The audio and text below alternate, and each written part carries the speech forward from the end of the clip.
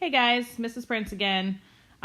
We are on to our week 2, which is going to be our chapter 7.1.2. And in this section, what we're going to be working towards is finding the percent of a portion and relating that back to our proportional relationships between distance and time. So for our first problem today, Michael went for a run. He ran at a constant rate of 12 miles per hour. After Michael ran for 2/3 of an hour, he got a cramp and had to stop. How many miles did he run by the time he stopped?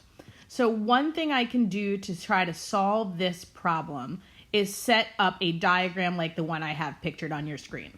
Okay, so we know that it's a constant rate. We know it's a proportional relationship. If he's gone 0 miles, it's been 0 hours.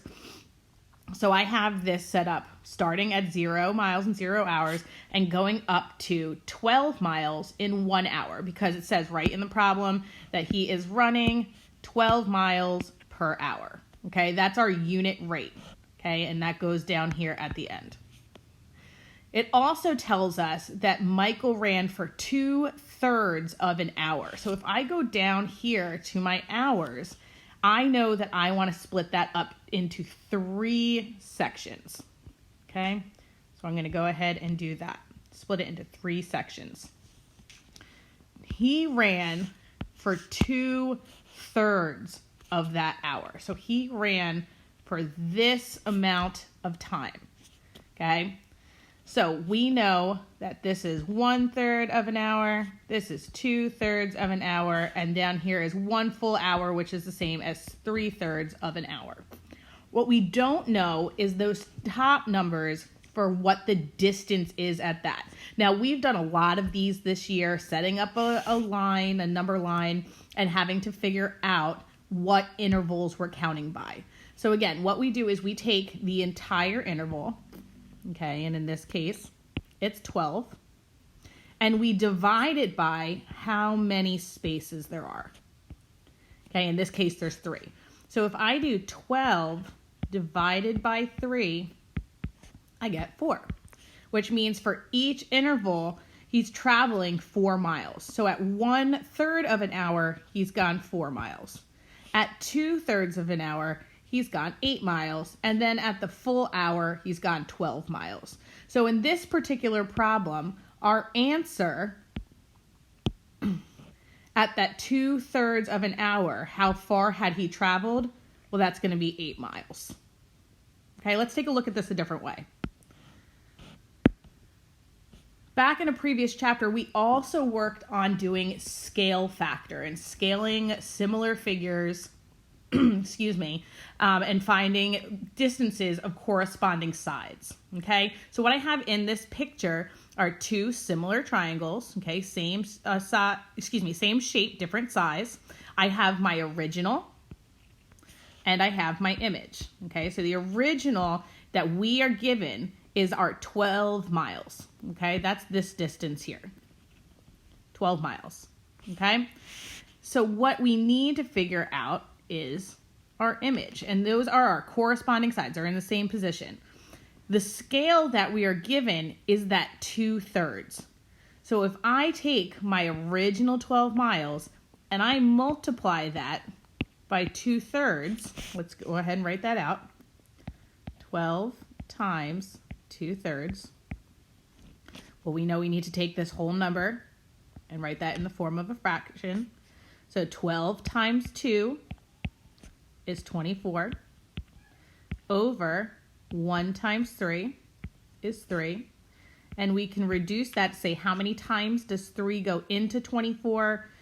24 divided by 3 is 8. So we get the same exact answer that we did with the previous diagram, but instead of using that to figure out the intervals and count up, we are actually just going with a scale factor and scaling that 12 miles down to 2/3 of it, which is 8 miles. So what equation represents this? Well, we have it right there. We have our distance, okay, our number of miles, which in this case is 12, times our scale factor, to get our new distance, which is 8, okay? So this is the original times the scale factor equals our image, or our new amount. Okay, so that's where our equation is.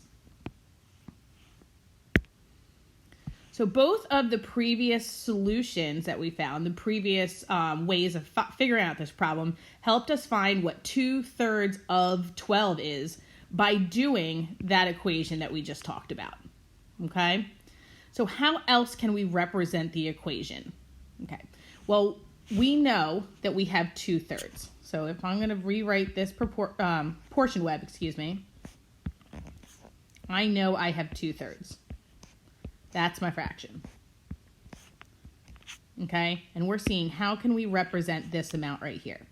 So 2/3 as a decimal, if I have to figure that out, some of you may know this already off the top of your head. This is one of those ones that it's convenient to just memorize. 3 goes into 20. 6 times. 3 times 6 is 18. 2, drop a 0. And what we notice is we're going to keep getting that same thing. We have that 0.6 repeated.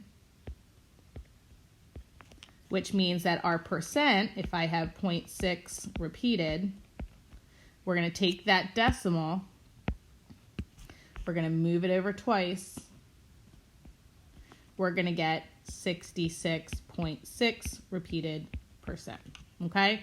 So when we're trying to figure out the percent of something, we can either use the fraction version, which we just did in that last problem, or we can use the decimal version to help us figure out what 66.6 repeated percent is of a number. And in this case, that number was 12.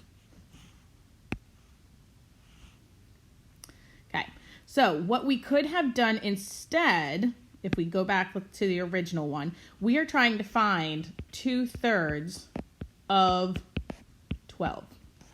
Okay, well, we know that of is multiplication. So we can just do 2/3 times 12, or 12 over 1, or we can use our decimal and we can multiply by our decimal.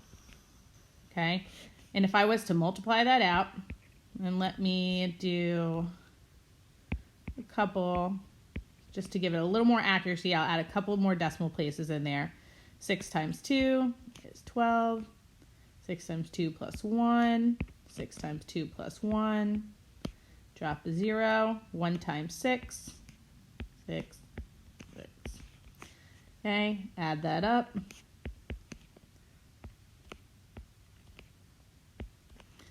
Bring that out 3 places.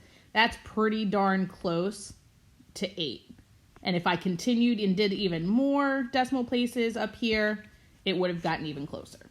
Okay? So we can do either way. We can multiply by a decimal or multiply by a fraction, whatever you're more comfortable with. Either way is totally acceptable.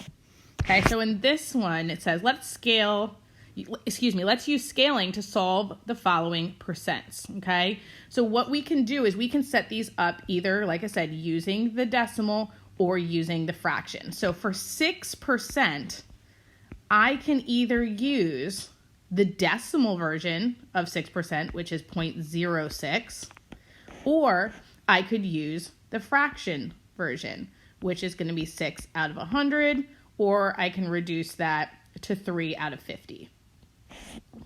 And I'm actually going to go ahead and do that. Because whenever I can use a smaller decimal, it's going to end up being easier for me in the long run. Okay? So, of is that multiplication. So, 0.06 times 200. Okay? Or 3 over 50 times 200.